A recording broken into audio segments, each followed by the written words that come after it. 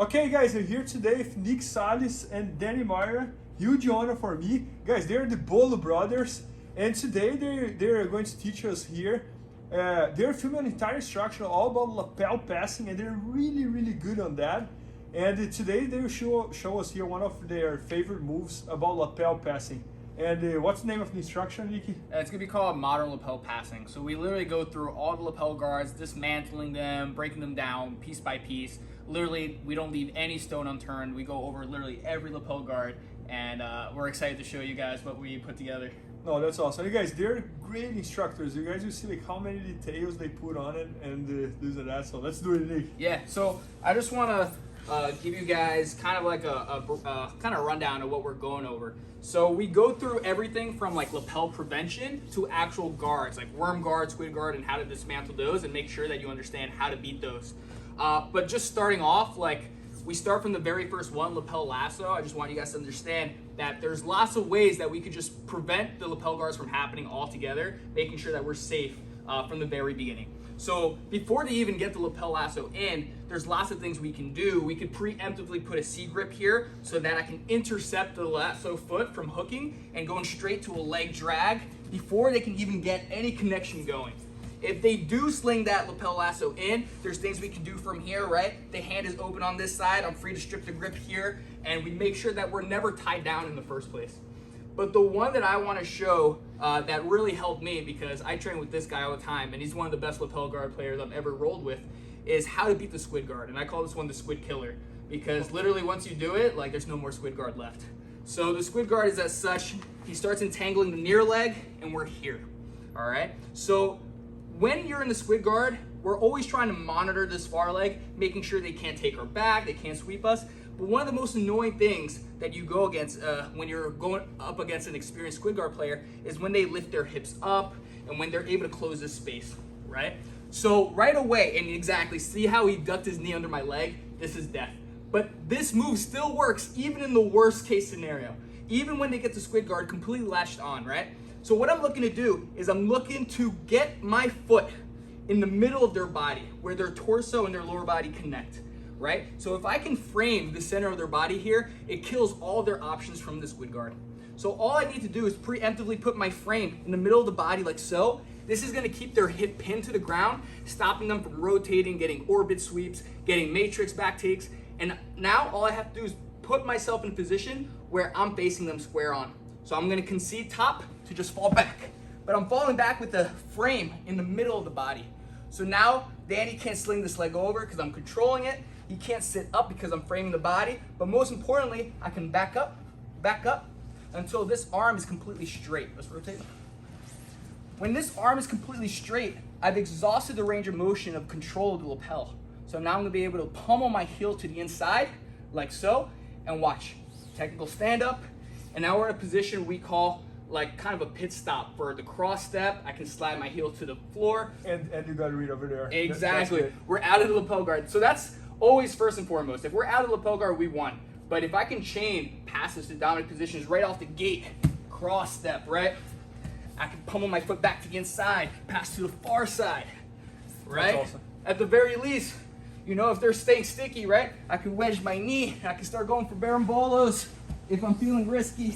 Man, that's awesome. So we go over all of this. I think like one really cool thing here too is like as soon as he disengages, as someone who plays a lot with lapels, I'm right away trying to restart my lapel game again.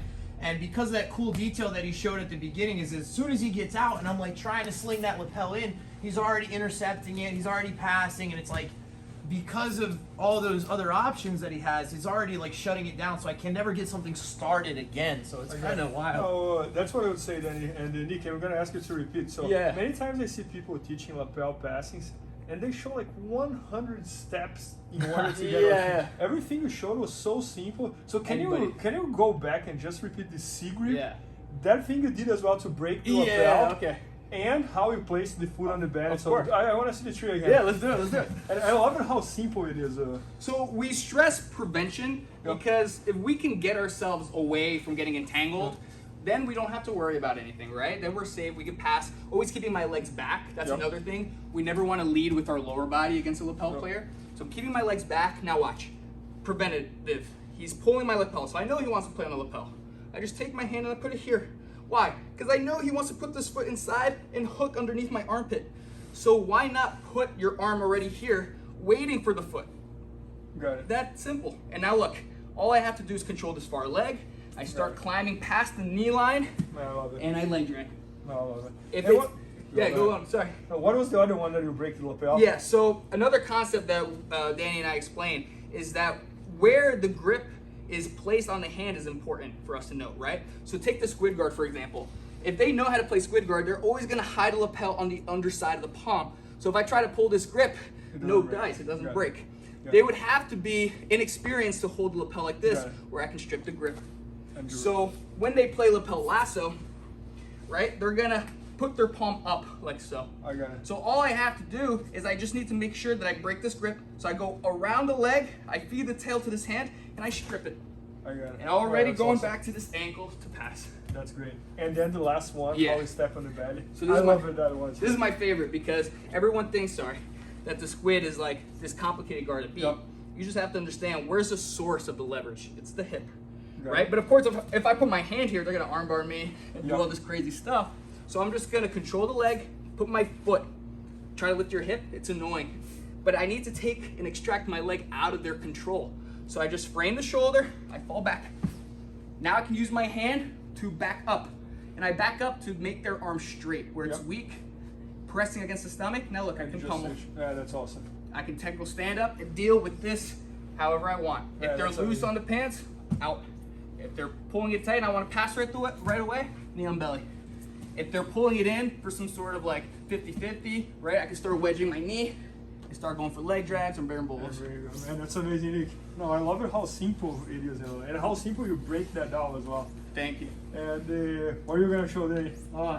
So there's a guard called the Polish Worm Rider Okay. that a lot of high-level lapel players play, and this is a guard that is very tricky for a lot of people to deal with. And just to demolish that guard real quick, it turns out that it's just like the squid guard that he showed. All these lapel positions are super easy to just unwind and untangle or strip the grip if needed, if you really understand how they work. Okay. So the Polish Worm Rider position is kind of like reverse Stella Worm, but instead of going underneath, he goes over my thigh. So then instead of using his knee to beat my knee line, he's beating my knee line with the lapel first. So we don't get into this like reverse Stella Worm battle with the knee line. He already has my knee line beat with the lapel. That's why this position is so strong. So if he's able to lift his hip and rotate around, he can attack the backside. Or the reason that this position is also super strong is he can invert to the inside and take my back there as well, where he can't do that the same way with reverse Stella Worm. So this position here, I'm like super tangled. It's really difficult for me to get out. So there's a couple of ways that we look to escape this position.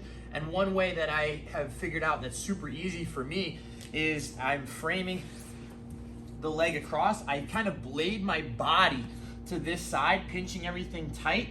I frame his knee down to slow his rotation to the other side, or to make it a little bit more difficult for him to invert underneath, because I'm using my knee behind to frame his leg. Once I do this, it's easy for me to go back to the toes, and now I don't need this grip anymore. I go back to his arm. And when I grab his arm here, it's really cool. I grab his arm so that I can step over his head, and now you see this space on the inside where I can't get away. If I go into the danger, or what appears to be the danger, normally, because the lapel would be on the other side, when he does Polish Worm Rider, it's opposite. So the danger isn't actually this way, it's the other way. So now it's easy for me to pull this sleeve up and then just high step myself out. And now in this moment, I like to pull his leg and his arm, folding my chest over the top, hugging the hip. And now I get this cross-face position where his shoulder is compressed with my chest, and I can fold him back nice and tight, just completely trashing that guard. One more time. Really hard. So I just frame, I come back for the toes, I step out, and I pull everything in, and now I'm able that's to drop incredible. my knee to the hip. Danny, how did you figure that out? Like, or someone taught you, or you developed it? How was that? This is something that Nick and I developed because I played a lot of lapel guards from white all the way through brown, and you know, trying to deal with this guy all the time. We don't just try to beat each other.